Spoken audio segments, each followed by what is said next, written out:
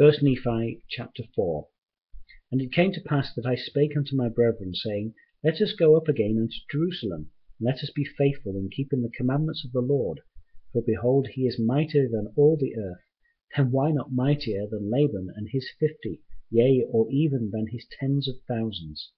Wherefore, let us go up, let us be strong like unto Moses.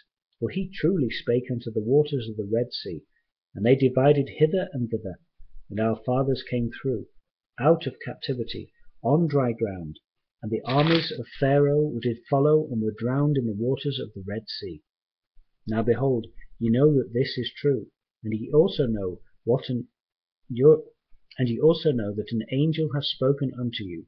Wherefore can ye doubt? Let us go up. The Lord is able to deliver us, even as our fathers, and to destroy Laban, even as the Egyptians. Now, when I had spoken these words, they were yet wroth, and did still continue to murmur. Nevertheless they did follow me up until we came without the walls of Jerusalem.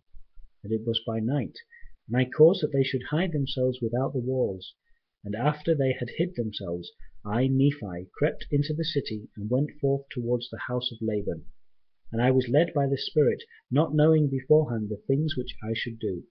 Nevertheless I went forth, and as I came near unto the house of Laban, I beheld a man, and he had fallen to the earth before me, for he was drunken with wine. And when I came unto him, I found that it was Laban. And I beheld his sword, and I drew it forth from the sheath thereof, and the hilt thereof was of pure gold, and the workmanship thereof was exceedingly fine. And I saw that the blade thereof was of the most precious steel. And it came to pass that I was constrained by the Spirit that I should kill Laban. But I said in my heart, Never at any time have I shed the blood of man. And I shrunk, and would that I might not slay him. But the Spirit said unto me again, Behold, the Lord hath delivered him into thy hands. Yea, and I also knew that he had sought to take away mine own life. Yea, and he would not hearken unto the commandments of the Lord. And he had also taken away our property. And it came to pass that the Spirit said unto me again, Slay him, for the Lord hath delivered him into thy hands.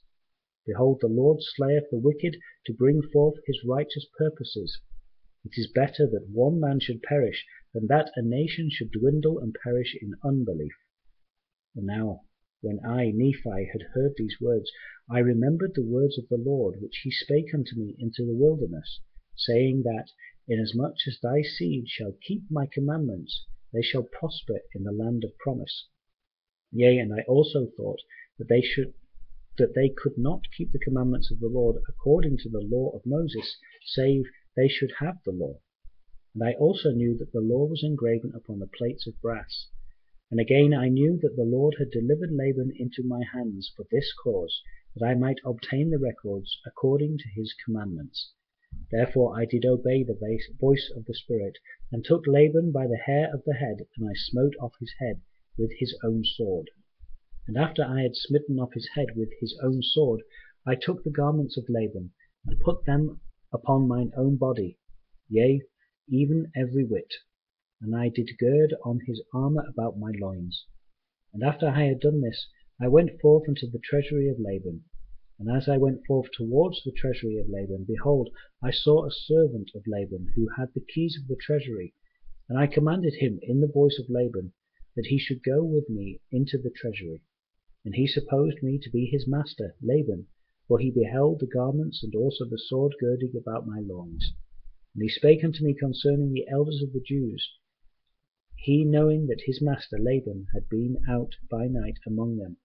And I spake unto him as if it had been Laban. And I also spake unto him that I should carry the engravings which were upon the plates of brass to my elder brethren, who were without the walls. And I also bade him that he should follow me. And he, supposing that I spake of the brethren of the church, and that I was truly that Laban, whom I had slain, wherefore he did follow me. And he spake unto me many times concerning the elders of the Jews, as I went forth unto my brethren, who were without the walls.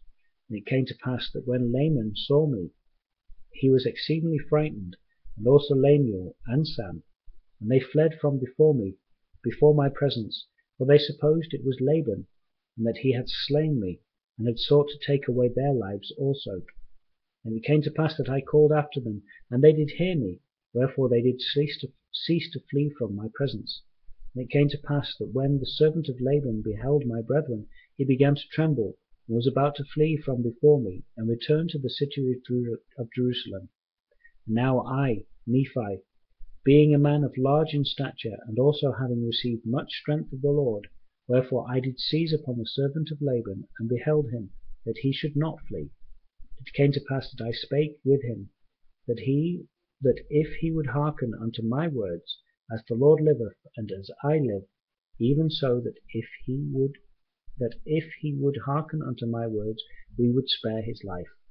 And I spake unto him, even with an oath, that he need not fear, that he should not be a free man like unto us, if he would go down in the wilderness with us.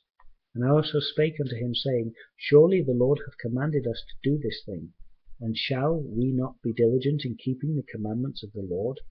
Wherefore, if thou wilt go down into the wilderness to my father, thou shalt have place with us.